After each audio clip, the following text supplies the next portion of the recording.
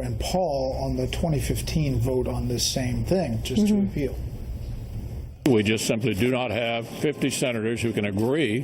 What we do have is a vote that many of us made 2 years ago. I am ready to make that complete repeal vote again. If you're not willing to vote the same way you voted in 2015, then you need to go back home and you need to explain to Republicans why you're no longer for repealing Obamacare. So, Matt, I guess, obviously there was a different vote because they knew President Obama was going to veto it.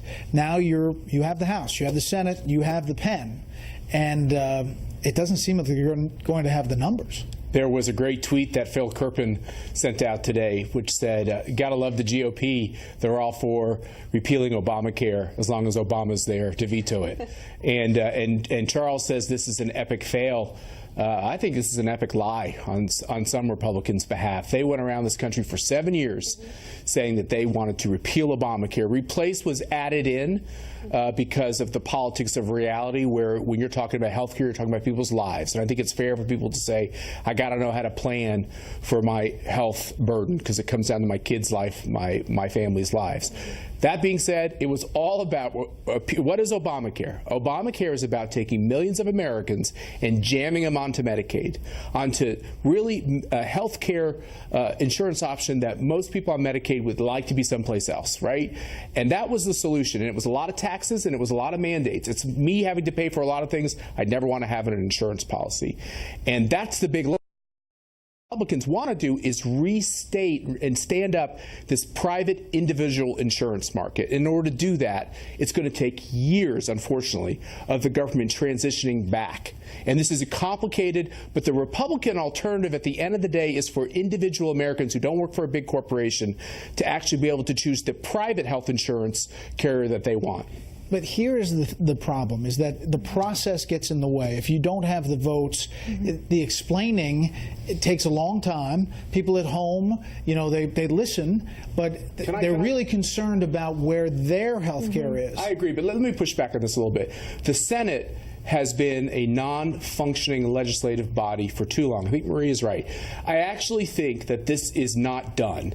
I think what has to happen next is they're going to have this vote on repeal, which I'd like to see a vote. I want to see where these people really are when the rubber hits the road. But there's the three, but plus you have two vulnerable Republicans, Flake and Heller, who could vote no just to say they're more vulnerable. They're more vulnerable, Brett, if they vote no on repeal than they are if they actually stand by the promises they made for 7 long, grueling years over 4 election cycles. This was the #1 issue that animated politics for the 8 years of the Obama administration, and all of a sudden now they find excuses. It's not acceptable to the voters. When you have Republican governors who are pressuring a lot of these senators on the fence, John Kasich, Governor Sandoval, who have come out very strongly against this bill. So it's not just Democrats. They're hearing from governors who are on the ground saying Obamacare is not perfect. It needs to be fixed.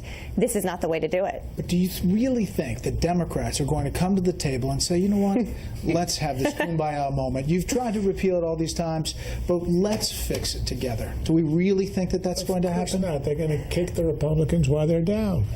That's what any self-respecting politician would do. And that's exactly what Chuck Schumer is going to do. By the way, let me interrupt you. President Trump has all of the Republican senators over to the White House for lunch tomorrow to discuss health care and other issues. And I'm assuming that other issues include tax reform, which they are desperate to get to. Right. I think they'll be talking about the other issues because if Trump thinks that his magical persuasive powers, which made him a billionaire in real estate, is going to work in changing the vote in the Senate, I think he's mistaken, and we'll discover that tomorrow. American Conservatives Union statement. Republicans who publicly renounce Obamacare but privately push to keep most of it are unworthy of future support. They symbolize the very frustration that voters have with Washington and the most unproductive Congress in 164 years. Did you write that, Matt? I had a little bit of a hand in it. I think some of these senators better bring their food tasters with them to the White House because I have a feeling the president is fit to be tied. I think there's a lot of Republicans and conservatives especially, they just can't understand the legislative process is messy. Yes, you make compromises, but failure to even be able to get the step one, not acceptable. Next up, why liberals are now championing states' rights. all of the Republican senators over to the White House for lunch tomorrow to discuss health care and other issues. And I'm assuming that other issues include tax reform, which they are desperate to get to. Right. I think they'll be talking about the other issues because if Trump thinks that his magical persuasive powers, which made him a billionaire in real estate, is going to work in changing the vote in the Senate, I think he's mistaken, and we'll discover that tomorrow. American Conservatives Union statement. Republicans who publicly renounce Obamacare but privately push to keep most of it are unworthy of future support. They symbolize the very frustration that voters have with Washington and the most unproductive Congress in 164 years. Did you write that, Matt? I had a little bit of a hand in it.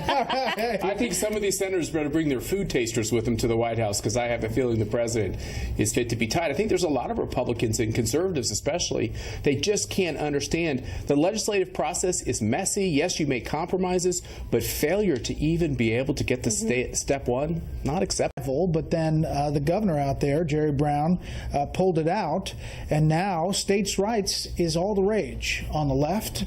We're back with our panel. Matt, how about that? Yeah, this is such a phony, fraudulent thing. All these cap and trade regimes that have been put in place, whether the Northeast Corridor or in Europe, they never reduce carbon. The fact is pollutants in our environment and our air are down 70% or 80% since 1980. America is actually the leader on pollution control and these schemes and everything else. And it's really ironic that it's California. They don't use their own fossil fuels. They use the fossil fuels from states like where I come from, Kansas and Texas and Oklahoma, and they have to burn them on all those highways all throughout L.A., yet he likes to go to the rest of the world and say, hey, we're clean. California, is a huge contributor to smog and pollution by the very fact that they love to drive out there, and there's no alternative to what they use for their